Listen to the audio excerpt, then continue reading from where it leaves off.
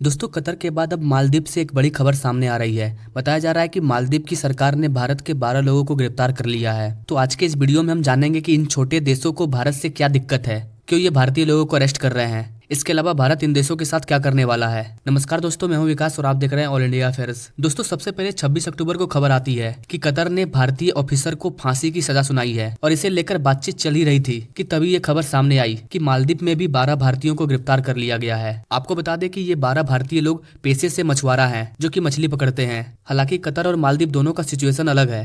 एक और नेवी के ऑफिसर हैं जो कि इंडियन नेवी में 20 साल तक काम कर चुके हैं, वहीं दूसरी ओर ये 12 मछुआरे हैं। लेकिन यहाँ पर हम भारतीय लोगों की बात कर रहे हैं। ये सारे लोग भारतीय हैं। इन दोनों देशों ने भारतीय लोगों को टारगेट किया है। ये 12 मछुआरे 1 अक्टूबर 2023 को थुथुकुडी जिले से मछली पकड़ने के लिए निकलते हैं।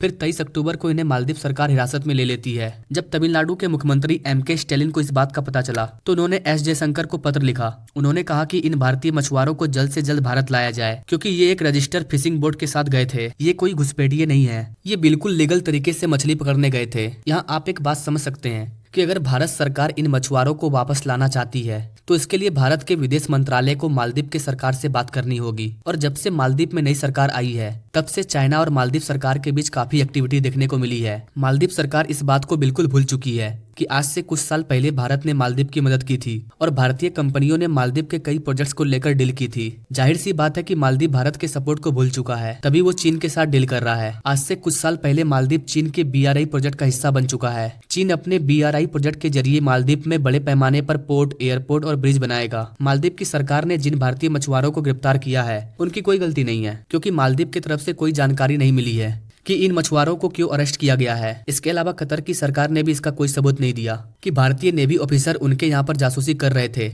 उसका क्या सबूत है? आपने देखा होगा कि कुछ महीने पहले कनाडा की सरकार ने भी यही किया था। उन्होंने भी भारत पर आरोप लगाया था, लेकिन उनके पास सबूत नहीं था। इन सभी एक्टिविटी को देखते हुए एक बड़ा सवाल सामने आता है कि ये देश बिना किसी गलती के भारतीयों को अरेस्ट कर रहे हैं, यहाँ तक कि फांसी की सजा भी सुना देते हैं, जबकि उनके पास कोई ठोस सबूत है भी नहीं। और इन्हें लगता है कि भारत कुछ एक्शन नहीं लेगा। ये देश भूल चुके हैं कि जब रूस यूक्रेन वॉर चल रहा था तो भारत सरकार ने यूक्रेन में फंसे सभी भारतीयों को वापस बुला लिया था। ऐसे में बिना किसी गलती के भारतीयों को सजा देना, वो भी कतर और मालदीव जैसे छोटे देशों के लिए, ये हमारे भारत के लिए सही नहीं है। तो कल को नेपाल, भूटान, पाकिस्तान या और भी कोई भी देश हमारे भारतीय लोगों को गिरफ्तार कर लेंगे और बिना किसी गलती के उन्हें मौत की सजा सुना देंगे। ये नहीं चलेगा, ऐसा नहीं होना चाहिए। कुल मिलाकर देखा जाए तो भारत को इन देशों के खिलाफ एक बड़ा एक्शन लेते हुए इन्हें ये बताना होगा कि बिना किसी सबूत के भारतीयों पर गलत आरोप लगाने पर भारत क्या कर सकता है। तो दोस्तों, ये थी कतर और मालदीव में फंसे लोगों की पूरी जानकारी। आपको क्या लगता है गाइस, भारत सरकार को क्या करना चाहिए? क्या सरकार को बड़ा एक्शन लेना चाहिए या फिर ये मुद्दा यहीं पर दब जाएगा? क्योंकि कतर देश के पास कोई सबूत नहीं है और उन्होंने हमारे जवानों को फांसी की सजा सुना दी।